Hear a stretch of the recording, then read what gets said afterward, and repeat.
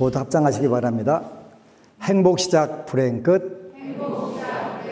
성공 시작 실패 끝. 신인신문에 오신 것을 환영합니다. 아미타불. 지난주에 이어서 우리가 공부하는 부분은 보살이라는 뜻이에요. 보살이라는 뜻은 원어로는 보리 살타라고 그랬어요. 한자로 했을 때는. 근데 이제 그 뜻은 보디사트바라는 뜻이라고 그랬어요. 그래서 보디라고 하는 것은 깨달음 이런 뜻이고, 사트바는 사람 이런 뜻이라고 그랬어요. 그래서 깨달음을 추구하는 사람. 그러면 성문과 연각, 아라한과 벽지부라고는 어떻게 차이가 나냐 그랬더니, 아라한은 우리가 선정을 익혀서 열반의 세계로 넘어가려고 하는 거예요. 열반의 세계로, 윤회의 세계에서 벗어나는 거예요. 그래서 대승불교에서는 이승했고, 성문승 연각승은 작은 법이다 이렇게 표현하는 거예요. 본인만 성불을 해서 괴로움의 바다로부터 벗어나려고 한다. 그게 이제 대만이라든가 중국 절에 가면은 일주문에 그렇게 써놓은 게 있어요. 회두 차안, 또 회두 시안 이런 뜻이 크게 글을 써놨는데 무슨 뜻이냐면 돌회. 이렇게 돌아간다. 회전할 때 그 회자 말하는 거예요. 돌회자. 그 다음에 회두, 머리 두자. 머리를 돌려라 이런 뜻이에요. 돌려라. 어디로 돌리냐면 차안 또는 시안 그래요. 이 언덕 또는 이 시자나 이 차자를 써갖고 이 언덕으로 이렇게 우리가 열반의 세계를 피안이 이렇게 표현하거든요. 피안의 세계가 아니라 다시 중생의 세계로 눈을 돌려라. 그걸 뭐라고 하냐면 보살 이렇게 표현하는 거예요. 보살. 우리가 꿈에도 그리던 열반의 세계를 거기로 건너가려고 하다가 순간 딱 건너가려고 마지막 발짝 뛰려고 하다가 잠깐 멈춘 거예요. 멈추면서 그러면 이 중생들 어떡하지? 본인은 삼아승기겁을 정말 단행고행을 해가지고 마지막 목표 됐는데, 쉽게 말하면 우리가 예를 들면 요즘 수능철인데 서울대 법대를 가려고 열심히 공부했는데 마지막 가서 나는 다른 사람들을 위해서 내가 양보할래. 그것도 절대로 안 되지. 절대로 안 되는데 당신이 수많은 생애를 돌아가지고 공부를 해가지고 마지막으로 이제 해탈의 세계로 나가기 전에 아니지. 여기서 한 생각을 돌이킨 거예요. 그걸 우리가 보리심 이렇게 표현해요. 보리심. 금강경 앞구절 제가 설명해 드렸어요.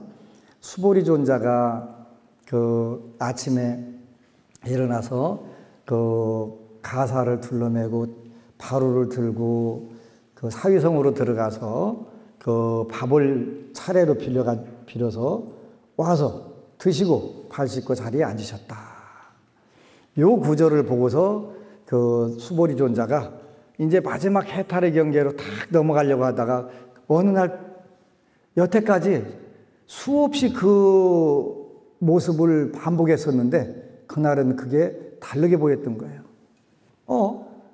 이제 내가 마지막 찰나에 저쪽으로 차 안으로 피안으로 넘어가려고 했는데 그 피안으로 넘어가기 직전에 바로 그 모습이 평소에 매일 일어났던 그 모습이 탁 눈에 들어온 거예요.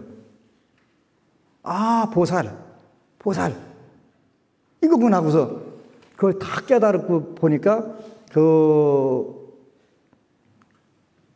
식시의 차의지바라고 사위대성에서 차제걸식하고 환기본처 해가지고 공양을 하고 발 씻고 앉아있다. 그 모습을 보는 순간에 보살이라고 하는 단어가 떠오른 거예요. 나는 이제 모든 번뇌가 다 끝나고 모든 업이 다 끝나서 마지막으로 내가 해탈의 경계에 들어가기만 하면 되는데 그냥 가서 딱 손만 닿으면 다 끝나는데 그때 평생 동안 아침마다 했던 반복됐던 단순한 행위에서 보살이라고 하는 단어를 딱 깨닫고서 그때 대중 가운데에서 탁 일어나셔가지고 그 세존께 묻는 거예요. 여쭙는 거예요. 그 물음이 뭐냐면 발 안오 따라 삼맥삼보리 심자는 은왕정은 은왕복기심이니까 그런단 말이에요. 깨달음의 안오 따라 삼맥삼보디, 그러니까 무상정등 정각의 보리심, 보살의 마음을 내는 사람은 어떻게 머물며 어떻게 항복받아야 될까요? 이렇게 질문하는 거예요.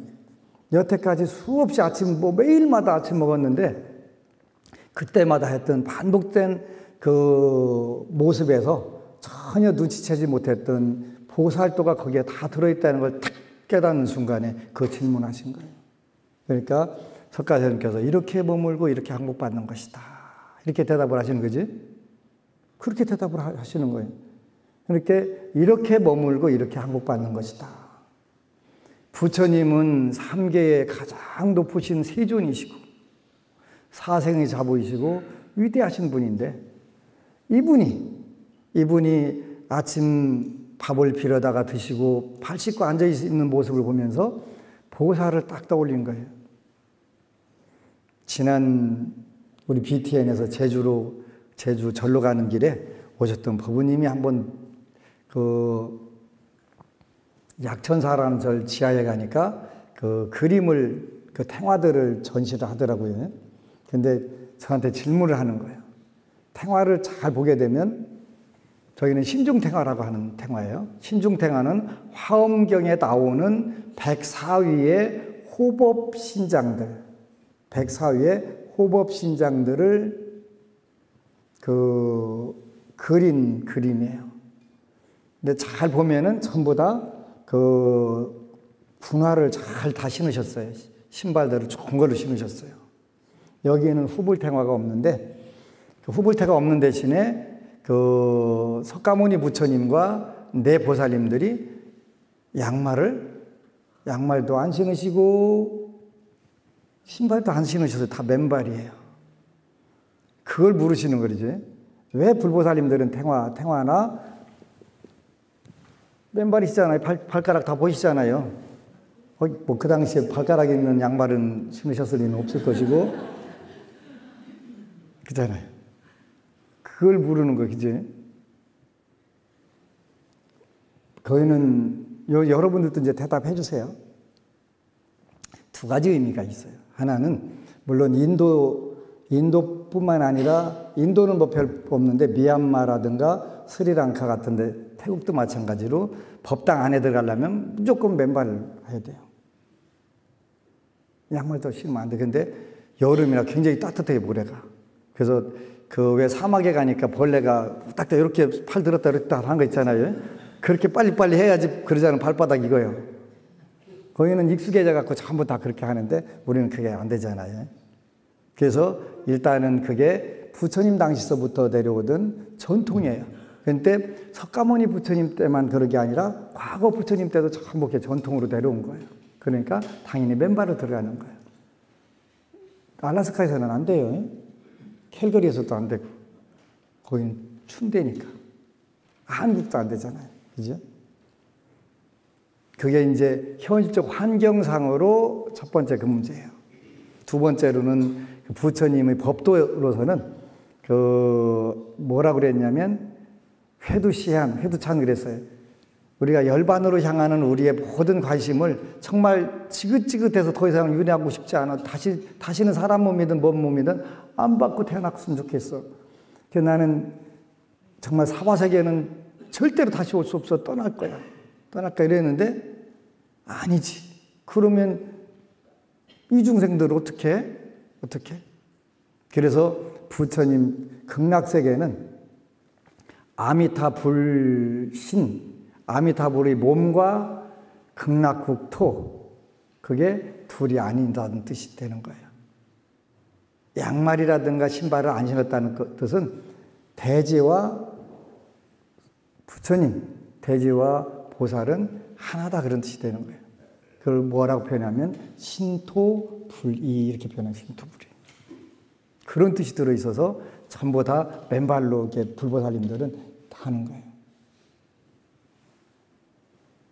이게 정답이에요. 그래서 바로 보살님들은 그 치장보살, 관세음보살은 대지와 하나고 우리와 하나라는 뜻이에요. 하나라는 뜻. 그러니까 사실은 우리도 그분들이 그 무한한 자비가 늘 같이 있는데 이거를 인지를 못하고 사는 거예요. 왜 우리가 인지를 못하냐면 너무 오랫동안 그 떨어져 살다 보니까 내가 관세음보살님, 치장보살님의 그 가피로 살고 있다는 것 자체를 다 완벽하게 잊은 거예요. 그러다가 이제 지장 기도를 하고 하다 보니까 아, 이렇게 나를 위해서 그 계셨던 분이 있구나. 당연히 있죠. 어느 법부님이 지장경 두독을 읽고 부산에 계신 법부님인데 그 뇌경색에서 나으셨더라고요. 많은 법부들이 불보살님들의 가피를 한번 누리기 시작하게 되면 끝도 없이 이루어져요. 기적같이 지장경을 두독 읽고 사람 되다. 이거는 이제 뇌경색에서 살아났다 이런 뜻이에요. 예전부터 이야기를 올리려 하였지만 차일피일 미루다 딸의 일의 계기로 이제야 글을 올립니다. 부산 해운대 사는 저는 43살 딸아이 둘 둔 평범한 주부입니다.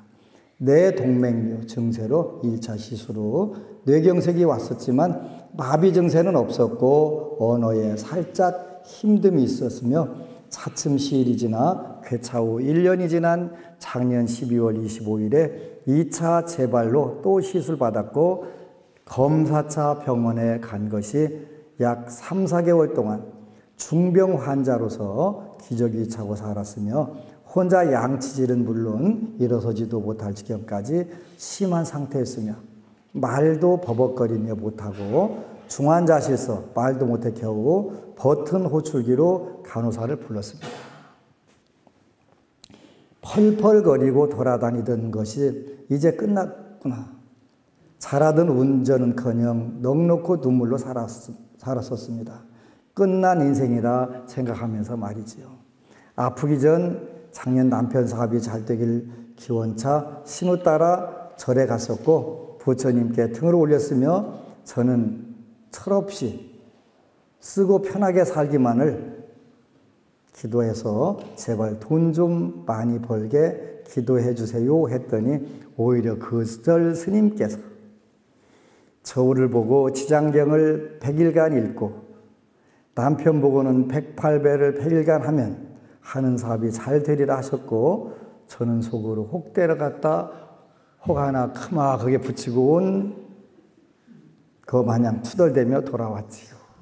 투덜이 스머프됐네. 그래도 이상이도 뭐에 끌리는 것 마냥 그날 책을 스님 적어주신 대로 읽지도 않고 불교 서점에 가서 뭔지도 모르는 경전만을 받아 저는 집에 왔고 경전은 한쪽 구석자리에만 잡고 있었지요. 지장보살 본원경 한자 책이었습니다. 저는 그때만 해도 누구 따라 절에 가서 절만 했지 신심이라곤 달나라 이야기였지요. 제가 사고가 났을 때 남편은 108배 하다 한 달 만에 힘들다고 포기했고 우린 딸들과 2차 뇌경색이 부처님 벌 받은 것이라고 끝까지 기도 못한 남편 탓이라고 원망했지요. 근데 원칙적으로 이런 건 없어요. 자기가 뇌경색 맞을 만한 운이 오면 맞는 거예요. 원칙적으로요. 절대로 이런 건 없어요. 지금 생각하면 1차 뇌경색은 부처님의 경고였던 것 같습니다. 요놈들 제대로 삶을 살아라 하고 그리하여 남편은 몇 달을 제 옆 간호만 했고 장사도 접고 백수건달 아줌마가 되었고 가정살림은 빚이 대추나 연 걸리듯 주렁주렁 걸렸습니다. 나는 매일 눈물로 살았지요.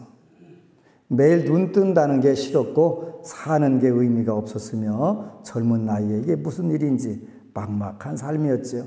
가족 모두가 지옥에 빠졌었습니다. 인간의 삶이 아닌 정말 막다른 최악의 삶이었다고나 할까요? 배고프니 챙겨주면 먹고 싸고 참으면 자고 사치와 낭비는 돈이 없어서도 못하였고 지옥이 바로 여기였습니다. 지옥 도구가 의료기구였고 지옥의 삶이 바로 그때 현실이었습니다. 이것도 맞을 것 같아요. 그죠? 여러분들 조리할 때 칼도마가 수술대하고 똑같은 거예요. 칼도마가. 그래서 지옥이 바로 여기였습니다. 지옥 도구가 의료기구였고 지옥의 삶이 바로 그 현실이었습니다. 지장경에 나오는 지옥 이야기 그대로였습니다. 딸아이들이 엄마 말투 따라하면 서러워 동물원 원숭이가 된 듯 울기만 했습니다. 걷지도 운전도 못하여 나가지도 들어오지도 못하고 꼼짝없이 집에 갇혔지요. 들어오세요. 집안이 지옥이었습니다. 그리고 시간을 보내던 중 올 부처님 오신 날 신우가 또 절로 부르더군요. 아픈 몸을 끌고 돈도 없어 거지마냥 부처님 앞 등값도 신우가 빌려주더군요. 또다시 지장경을 읽어라. 스님이 또 그러시더군요. 그나 듣고 돌아온 나는 어느 때 마냥 아무 생각 없이 미련 곰탱이 마냥 잠자고 먹고 했었습니다. 사람이 밀어넣을까 곰탱이가 밀어넣을까 한번 따져봐야 될 때가 있더라고요. 곰탱이가 이거 들으면 사람탱이 바로 밀어넣다고 할 수도 있어요. 절에 다녀온 다음 날 오후 이상하게도 무엇에 이끌린 것 마냥 딸의 말에 대한 연습이 문득 생각났고 부처님 경전이니 어디가 좋아도 좋겠지 하는 마음에 그냥 몇 장만 읽는다는 것이 다 읽게 되었습니다. 꼼짝 안 하고 5시간 걸리더군요. 이상하게 끝을 봐야겠다는 마음도 들었고 신기하게도 재미가 있었습니다.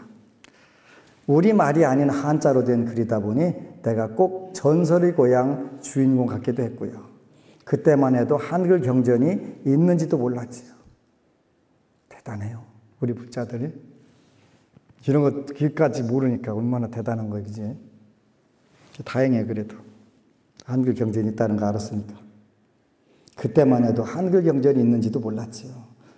또 그 다음날 하루 더 운동해볼까 하는 마음에 여기서 운동이라는 것은 혀운동 말하는 거예요. 혀운동.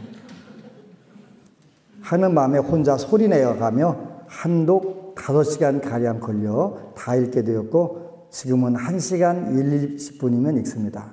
한글은 아직 입에 오르지 않아 2시간 걸립니다. 남편과 우연히 통화 중에 저와 남편은 내 말이 정상으로 된 것을 알았습니다. 정말 신기했습니다. 지장경 2독 읽고서 혀가 드디어 정상으로 된 거예요. 그때 전 부처님 길이구나. 나는 부처님 법 속에서 살았어야 하였구나를 깨우쳤고 100일을 목표하였고 하루하루 양치하다 세수까지 하게 되었고 머리 감느니 샤워하는 게 낫겠다는 생각했었고 어김없이 누가 깨우는 것 마냥 스스로 새벽 2시 반이면 눈이 떠졌고 샤워하고 책을 보게 되었습니다. 경전을 7일 정도 읽고 지장보살님 옷 입는 꿈도 꾸었고 하늘에서 내려오는 통화줄도 잡는 꿈도 꾸었고 하품도 많이 했고 울기도 엄청 울었으며 스님 말씀대로 잠이 쏟아져 입만 나불나불 이야기했으며 표현이 참 너무 이쁜 것 같아요. 나불나불.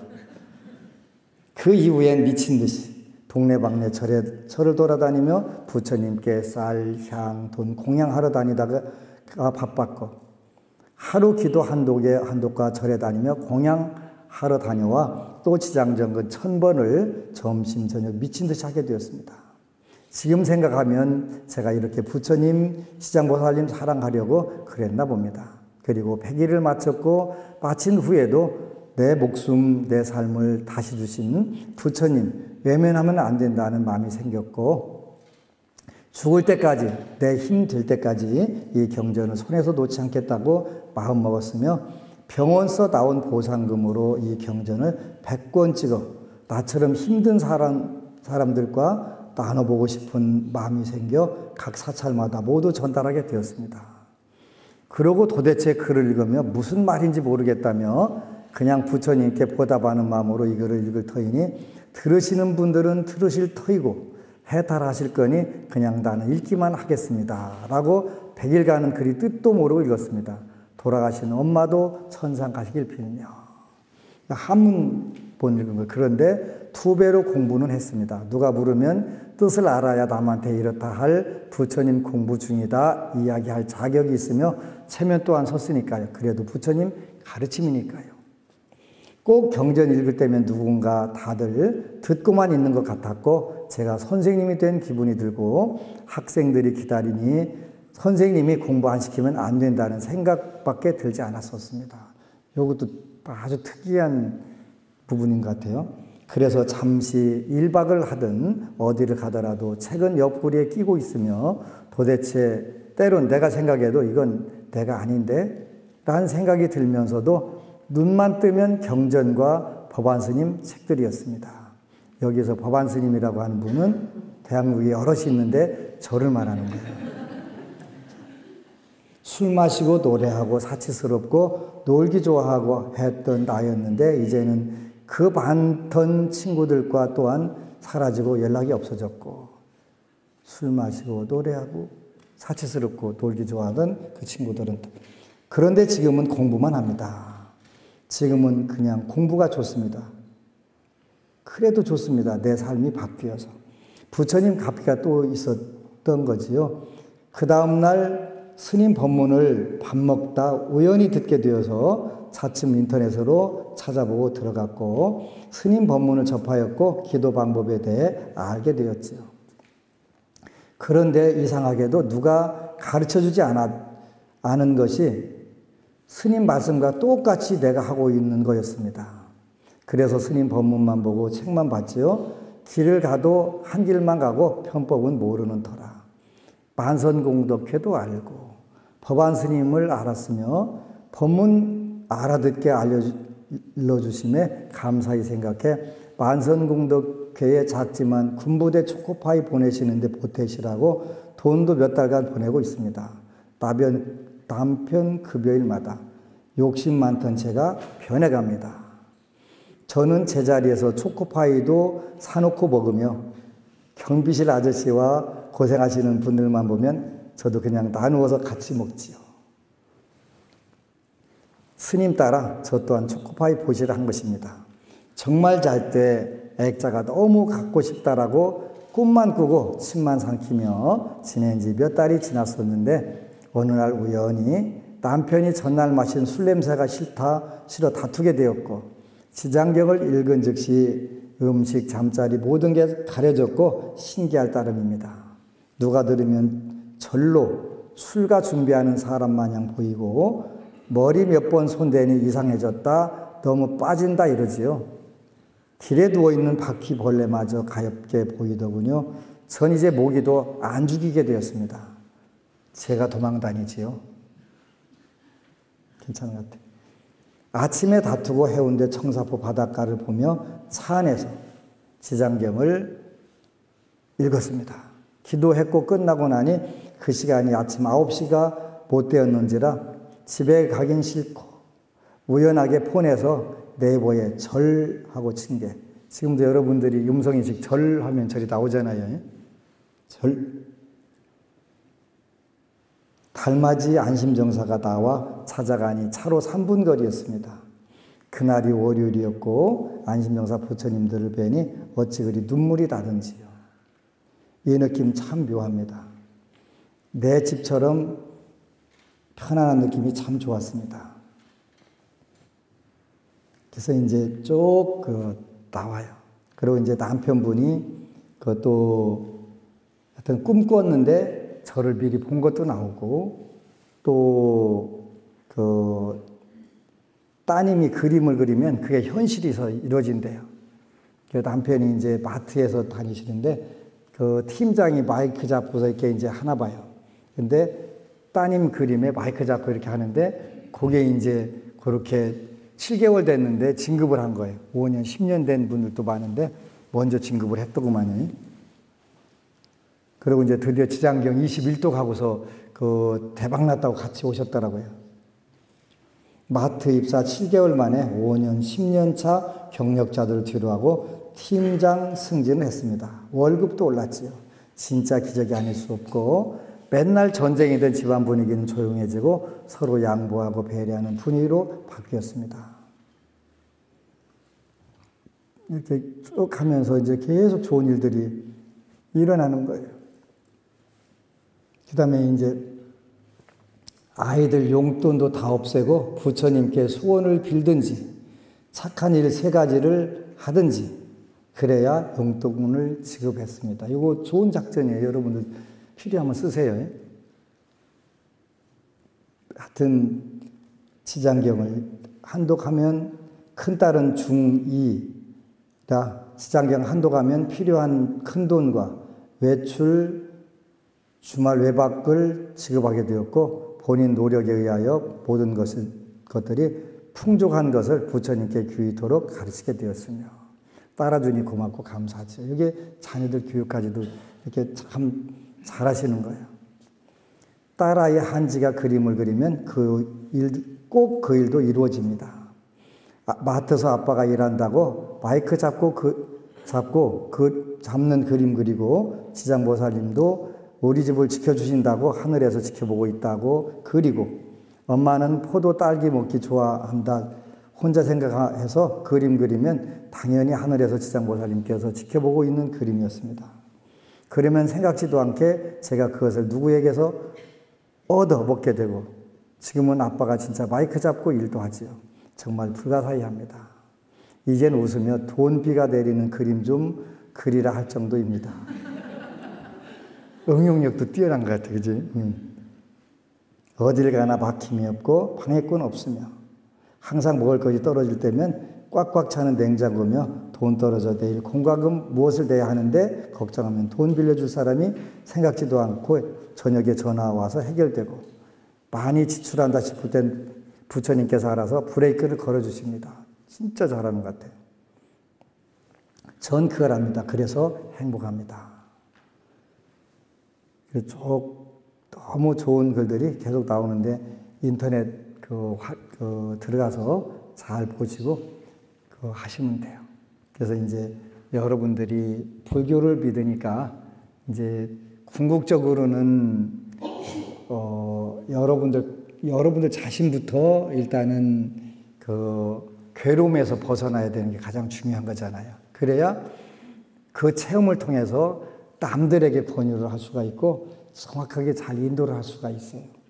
그래서 보리심이라고 하는 것은 착한 마음, 선한 마음, 또 자비심이라고 그랬는데 자기 자신의 앞가림을 잘하는 마음, 그걸 통해 가지고 체득한 행복과 성공을 남들에게 잘 가르쳐갖고 인도해 주는 거. 이걸 우리가 보리심이라고 하는 거예요. 보리심. 그래서 관세음보살이 누구냐 그러면 여러분들 마음에 있는 자비심이 극대화가 되면 바로 관세음보살님이 되신 거지. 그러니까 우리가 현실 사회에서 완벽하게 관세음보살, 지장보살처럼 되게 쉽지는 않지만 여러분들이 차츰차츰 하다 보면 어느새 그게 이루어져 있는 거예요. 그래서 꼭 하는 부분들이 필요해요. 이분은 그랬네요. 한번 저승문 앞 다녀온 후 저희 삶이 이렇게 바뀐 것만으로도 너무나도 부처님, 지장보살님 감사합니다. 영원히 사랑하겠습니다. 이렇게 했는데 박수 한번 크게 쳐주시죠.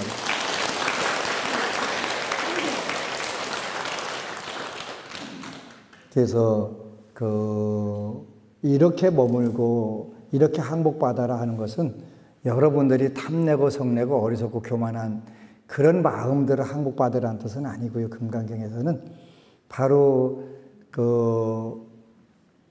마지막으로 내 소원 성취를 완벽하게 열반이라고 하는 세계를 증득할 수 있는 기회를 포기하는 걸 말하는 거예요. 그래서 석가모니 부처님처럼 위대하신 분이 맨발로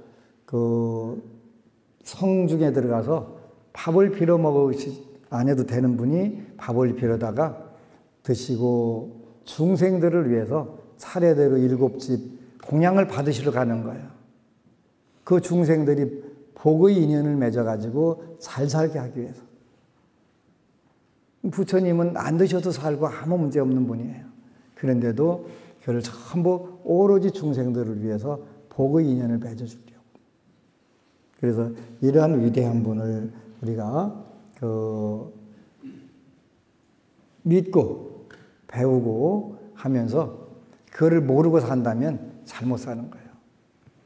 근데 요즘에는 우리 한국 불자들이 굉장히 빠른 시간 내에 전생에 했던 공부들을 기억을 해내는 것 같아서 너무 기뻐요. 이 법우님은 한문 지장경을 읽으면서 그걸 다 터득을 했더라고요. 아주 특이한 경우인데, 전생에 이분도 지장경을 설했던 거예요. 그러니까 그 인연에 따라서 금방 가패를 입고 또 지장경을 선양하는 그런 지장행자가 되는 거예요. 지장경만 봤다는 뜻은 아니에요. 다만 우리가 말법시대이기 때문에 법은 약하고 아가 강하기 때문에 그 속에서 우리가 정말 조심해서 나가기가 쉽지 않잖아요. 이 부분들을 철저하게 이겨내기 위해서 그래요. 아직도 한국에서는 많은 분들이 지장경을 읽으면 마장이 온다, 또 뭐가 온다 하는 분들이 많아요. 제일 큰 마장은 뭐냐면 나쁜 짓을 못하게 되는 마장이 있어요. 그죠? 나쁜 짓을 해야 되겠는데 신도들이 다 깨나면 그것을 못하는 거예요. 그래서 지장경을 못 읽게 하는 분들도 있어요. 안타까운 거죠. 운명을 가장 쉽게 업그레이드하는 방법은 물론 보리심을 내는 거예요. 보리심을 내는 거예요. 깨달음이 마음을 내는 것이 운명을 바꾸는데 그보다 더 빠른 건 없어요. 근데 그게 구체적으로는 우리가 개정해라고 그랬어요. 그죠? 개정해. 계율이라고 하는 것을 지난 수계식 때 얘기했잖아요. 계율이라고 하는 것은 여러분들이 씨를 뿌리는 거라고. 그리고 계율을 받았다고 해서 5개를 금방 완벽하게 소화를 해내야 된다는 뜻이 아니라고 그랬어요. 그죠? 씨를 뿌린 거니까 어떻게 돼요? 이때부터 이제 물을 주고 또 잘 기르는 그 작업을 하는 것을 우리가 지계라고 하는 거죠. 계율을 지닌다 이런 뜻이 되고요. 그게 더 나아가게 되면 그 계율의 힘을 얻게 돼요. 그걸 우리가 듣게 이렇게 표현해, 듣게. 계율의 힘을 얻었다 이런 뜻이 되는 거예요. 여러분들이 계율의 힘을 얻는 불자들이 요즘에는 굉장히 많이 생기기 시작하지요. 무슨 뜻이냐면 여러분들이 계율을 안 지키게 되면 오히려 굉장히 불편한 그 마음이 드는 경우들이 많잖아요. 단순하지만 단순하지 않아요. 그래서 많은 스님들이 요즘은 저한테 와서 어떻게 하면 불사를 잘할 수 있을까요? 어떻게 하면 교화를 잘할 수 있을까요? 그렇게 묻는 분들이 있어요. 저는 지금은 뭐라고 하냐면 계율만 지키세요. 계율만 지키세요. 계율을 지키게 되면 승속간에 믿음이 생겨요. 그죠? 믿음이. 저 스님은 믿을 수 있어. 뭘로 믿을 수 있어요? 계율을 지키느냐 안 지키느냐 그거밖에 없어. 그죠? 어차피 속가 뒤집어 보여줄 수 없는 것이고 그러면 위의라고 그래. 삼천위의 그러네. 3가지 태도, 행동 이것이 바로 믿음을 주느냐 못 주느냐 하는 부분인데 3가지 태도라는 건 뭐예요? 몸과 입과 생각이에요. 그래서 우리가 삼천위의 8만세행 그래요. 8만세행. 천자고 만자 붙였는데 그건 아무 의미가 없고 3가지 몸과 입과 뜻으로 어떻게 행동을 하느냐. 8만세행 그런데 8만가지의 작은 행동, 행주자와 어묵동정 8가지잖아요. 그래서 몸과 입과 뜻으로 하는 행주자와 어묵동정이 삼천위 8만세행 이렇게. 그것에 믿음이 가느냐 안 가느냐에 따라서 불사와 교화의 승부가 걸리는 거예요. 승부가. 그리고 삼천위 8만세행 계율을 지키게 되면 불사 안 하려고 하더라도 하게 되고 교화 안 하려고 하더라도 저절로 이루어지게 되는 그게 부처님 법이니까요. 부처님 법이니까. 그렇게 해서 서로 간에 믿음이 주어지니까 흔들리지 않게 되겠지. 당연히 안 되겠지. 그래서 계율은 자기 자신과의 약속이에요. 자기 자신이 가장 편하게 되는 방법이에요. 여러분들이 어떤 도덕적, 윤리적, 치명적 약점이 잡히게 되면 신세 굉장히 어려워져요. 제 아는 분 한 분이 그런 분이 있더라고요. 완전히 그 나쁜 짓을 골라서 하는 거예요. 왜 그러냐 했더니 코가 껴가지고 마음대로 못하는 거예요. 근데 자기 금방 죽는다는 거 알면서도 전혀 그때는 그럴 때 하는 방법이 있어요. 그때는 그 백척간도 수진일보 그러거든요. 이판사판하는 거예요. 이렇게 죽으나 저렇게 죽으나 똑같을 경우에는 나쁜 짓 덜 하고 죽는 게 훨씬 나아요. 나쁜 짓을 덜 하고 죽는 게 훨씬 나은 거예요. 근데 그것도 마음대로 안 돼, 그지? 업에 의해서. 세상이 편안해지려면 어떻게 해야 돼요? 라고 하는 질문을 했어요, 그지?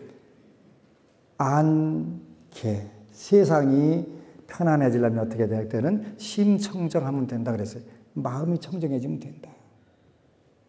하루아침에 청정해지지 않잖아요. 그러니까 오늘날 세계가 혼란에 와 있잖아요. 국가가 편안해지려면 어떻게 된다? 거기도 믿음이에요. 믿음. 그 가장 중요한 부분은 신신문 하는 것은 그 서로 간에 믿음이 있는 세계를 만드는 것이 그 극락 만드는 제일 쉬운 길이에요. 가족 간에도 서로 못 믿으면 그건 지옥이잖아요. 아무리 잘 먹고 호의호식하고 하면 뭐해, 그건 지옥인데. 근데 비록 굶는 일이 있다 하더라도 서로 정말 믿고 그 의지할 수 있다면 그건 먹고 사는 게 별 문제가 아니잖아요. 그래서 안타까운 부분들인데 바로 보리심을 우리가 가져야 될 이유는 그런 부분에서 있는 거예요. 보리심만 갖는다면, 착한 마음, 선한 마음, 자비심을 갖는다면, 자비심 어려운 거 아니라고 그랬어요. 자비심이 뭐라고 했죠? 친아배사. 친아배사가 자비심이라고 그랬어요. 친절, 아량, 배려, 사랑 나누기. 그게 자비예요. 자비라고 하니까 무슨 자기 전세금 빼다가 밥 사주고 술 사주고 하는 게 자비가 아니라 그런 부분이에요. 제가 여러 번 얘기했어요. 여러분들 중에 남을 도와주면 안 되는 사람들이 있어요. 어떤 뜻이냐면 돈을 빌려주면 안 되는 사람들이 있어요. 돈을 빌려주면 상대방이 가서 망하는 사람이 있어요. 이렇게 재수없는 돈이지, 쉽게 말하면 재수없는 돈. 제가 어느 분에 물어봤어요. 이 손은 재수없는 돈이라서 절대 돈 빌려주면 안 돼 그랬더니 이 손으로 빌려주면 괜찮을까요? 그러더라고요. 그건 네 몸뚱이에 붙어있는 거 아니냐? 다 지 몸뚱이에 붙어있는 건데. 그건 뭐냐면 그 원금 회수를 못하는 그런 사람들이 있어요. 원금 회수를 못하려면 어떻게 하면 돼요? 상대방이 그 돈 가져가서 사업을 성공을 못한 거예요. 망한 거예요. 꼭 그런 사람들이 있어요. 빌려주지 마세요. 그게 도와주는 게 아니라 그 사람 망치는 방법이에요. 망치는 방법. 제가 여러분들한테 그 빌려주지 말고 그럴 경우에는요, 복을 짓는 데다 쓰세요. 복을 짓는 데다가. 복을 짓는 데다. 그렇게 쓰면 그리고 그분을 위해서 아까 지난 시간에 얘기했던 것처럼 그 대구의 한 법우님은 같은 도반이 굉장히 힘들으니까 본인이 돈을 내갖고 저한테 거금을 들여갖고 약사불공을 들여달라고 하는 거예요. 근데 그걸 남을 위해서 그게 선뜻 돈을 낸다는 게 쉽지가 않잖아요. 근데 그 법우님은 하더니 본인 집안의 경사가 계속 나는 거예요. 이것이 인과법이구나. 인과법이구나. 그래서 아드님이 그 서울의 그 대학에 4년 장학생으로 딱 합격해가지고 아주 좋은 큰 경사를 맞이하더라고요. 그러니까 더 큰 복을 짓게 되고, 그러니까 복을 짓는 사람들은 계속 복 짓는데 열중할 수밖에 없어요. 업을 짓는 사람은 업 짓는 데도만 열중하게 되고 그냥 남 죽이고 자기 살려고 하는데 그게 사라지나요? 안 사라지지. 그래서 순간적으로 보면 여러분들이 그 개운개운하게 살 때가 더 좋을 때가 있을 것 같은데 그렇잖아요. 그래서 결국은 제가 아주 유치원 가르침이지만 부처님 말씀에 하나라도 접근해라. 부처님 이렇게 말씀하셨으면 그걸 지키려고 노력을 하는 거예요. 그지? 노력하게 되면 여러분이 궁극적인 행복, 궁극적인 성공이 오기 때문에.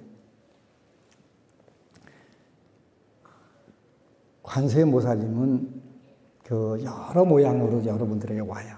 그래서 나 관세음보살하고 이렇게 오시는 게 아니라 때로는 동자, 동녀로도 오기도 하고 또 권력가로도 오기도 하고 재벌로도 오고 때로는 자녀나 남편으로도 오고 천 가지 만 가지 무변신으로 오게 되잖아요.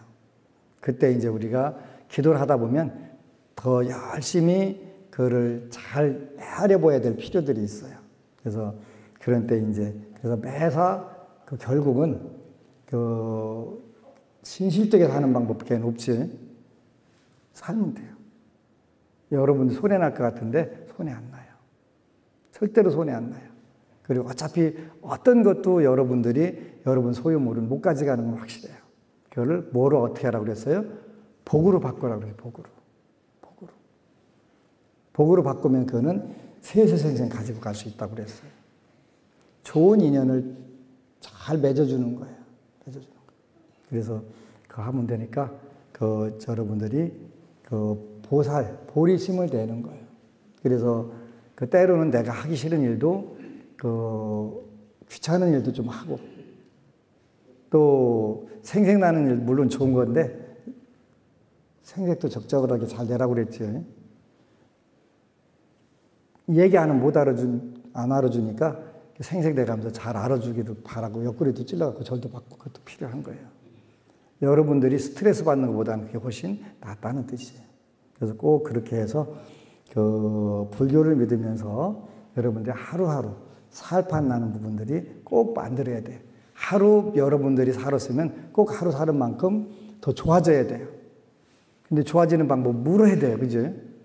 내가 오늘 뭘 배웠지? 아침에 내가 오늘 뭘 배울까? 아까 잠깐만 여러분들한테 질문하면 아, 나는 오늘 이렇게 살아야 되겠다. 내가 오늘 이렇게 살았네?